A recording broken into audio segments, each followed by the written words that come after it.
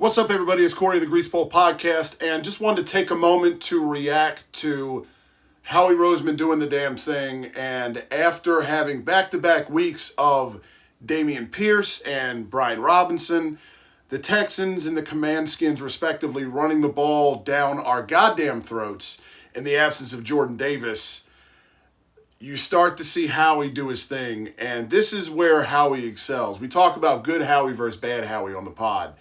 And this is Howie at his best, going out and signing Ndamukong Suh and Linval Joseph, former Pro Bowl and All-Pro defensive tackles, to shore up that interior defensive line in the absence of first-round pick Jordan Davis. And look, these are big names. These are big pickups. Are they going to play at an All-Pro level now? No, that's the reason why they were on the street. But think back to the Super Bowl year when you had the strength of his defense was the defensive line, right? And the amount of dudes you could rotate in.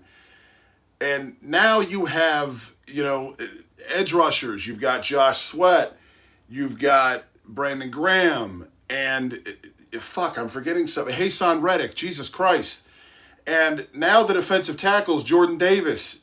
Javon Hargrave's been fucking killing it lately. And now you also throw in Ndamukong Suh, Linval Joseph.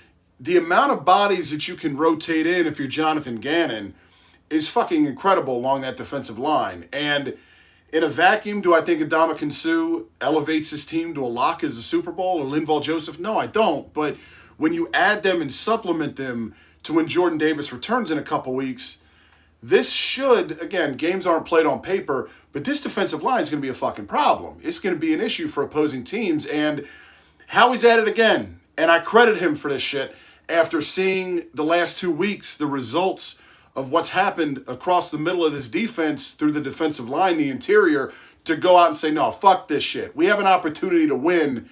Like Darius Slay said, he's trying to see that confetti come down again. And I love these two pickups.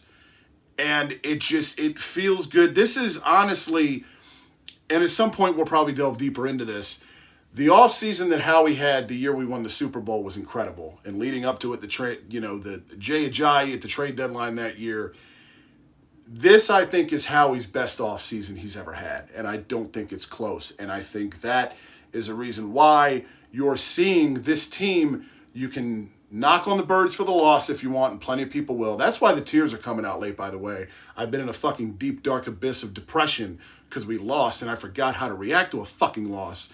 So tears for Washington are coming soon, either later tonight or tomorrow. Stay tuned for that. But, while we lick our wounds, Howie's making shit happen.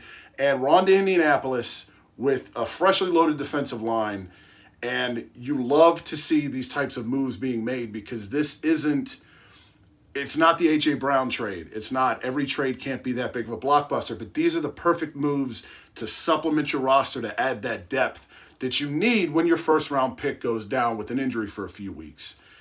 I love it. I can't praise this enough, and just wanted to take a few minutes to react and get my thoughts out there.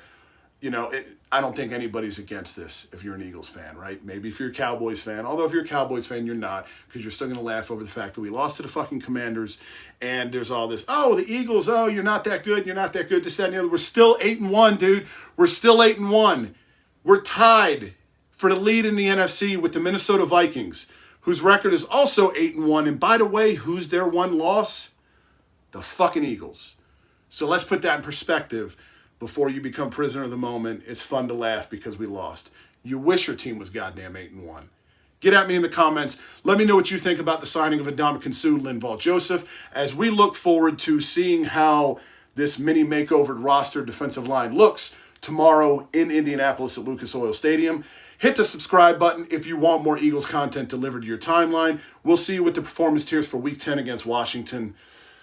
Unfortunately, that video is to come. We'll see you then. As always, go Birds.